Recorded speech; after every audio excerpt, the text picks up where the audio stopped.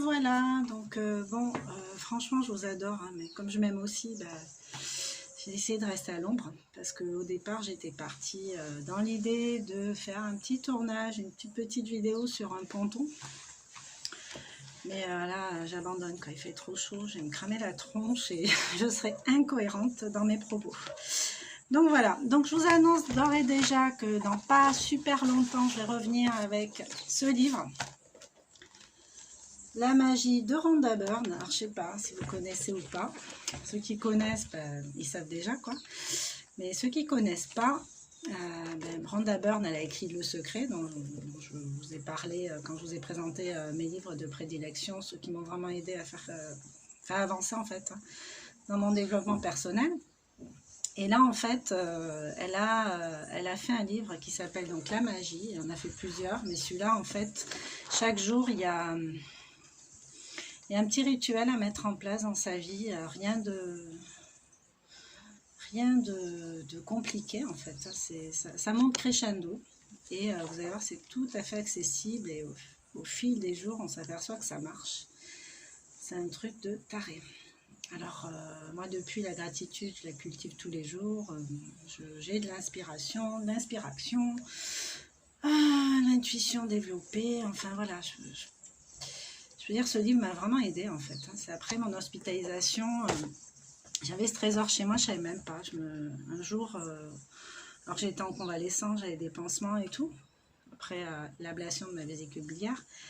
Et je rentre chez moi et je me dis, punaise, j'aimerais trop avoir un support, quelque chose qui puisse m'aider, mais quelque chose d'extérieur, parce que là, je sentais qu'à l'intérieur, c'est quand même bien chamboulé, quoi. J'avais beaucoup de doutes sur mon devenir professionnel, tout ça, sur ce que j'allais pouvoir mettre en place. Je sentais plus trop la magie, alors que j'avais passé un super séjour à l'hôpital avec une mamie de 94 ans qui avait une personnalité, une abnégation, une résilience incroyable.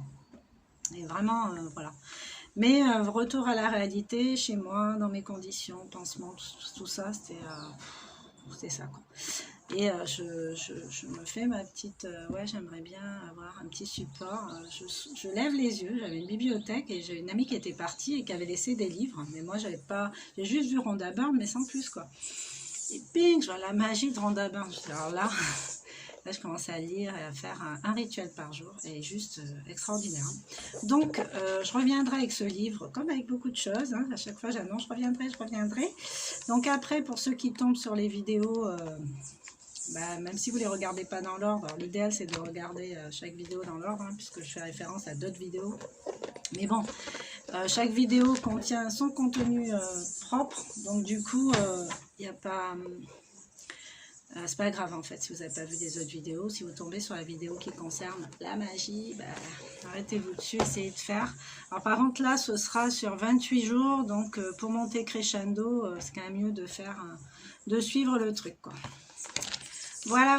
Bon, on revient à nos moutons. Donc moi à la base je suis venue vous représenter ce cahier sur la morphopsychologie. Donc dans ces grandes lignes, donc, vous voyez le cahier, il y a plein d'exercices dedans, exercices d'auto-observation déjà. Il y a des textes qui parlent de ça, du sujet en question, hein, réponse au quiz sur l'histoire de la morphopsychologie, son origine, qui a le plus œuvré pour ça. Louise Corman, hein, je vous donne la réponse. Bon voilà, moi je ne vais pas tout lire, hein, je vais juste vous montrer un peu les différents faciès qu'on va avoir avec ça.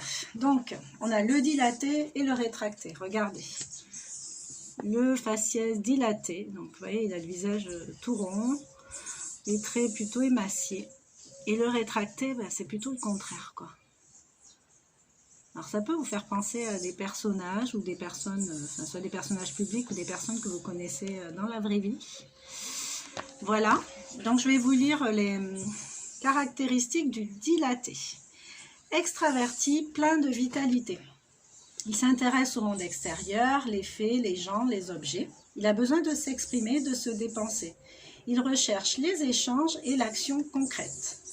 Il est à la fois épicurien, ouvert, spontané, mais aussi avide, matérialiste ou conformiste. Il faut donc le laisser se dépenser et s'exprimer. Donc voilà, si vous avez une personnalité comme ça, face à vous, c'est bien d'avoir des petits éléments pour le cerner un peu mieux en fait. Alors, le physique rétracté, introverti, hypersensible. Forcément, rétracté, moi ça me fait penser à contracté. Donc c'est vers l'intérieur ou même de l'intérieur qu'on est contracté, hypersensible. Il s'intéresse à son monde intérieur, ses émotions, ses pensées. Il a besoin d'être rassuré. Il recherche la tranquillité de ce qu'il connaît. À la fois idéaliste, rigoureux, mûr et contrôlé, mais aussi froid, dur ou rigide. Il faut donc le respecter et le rassurer. Donc ces deux visages sont rares chez les Européens, caucasiens. La plupart sont un alliage des deux pôles dans des proportions variables. Si vous n'arrivez pas à déterminer de quel côté penche la balance, considérez qu'il s'agit d'un visage mixte et passez à l'étage suivant. Donc on y va. Je vous montre une dernière fois. Vous pouvez faire une petite capture d'écran pour plus tard relire les caractéristiques de chacun. Tac, et là, c'est la suite du rétracté. On continue. Donc après, il y a des petits exercices, vous voyez, moi j'ai fait, pour voir si on a vraiment pigé le truc, qui font référence à des rétractés.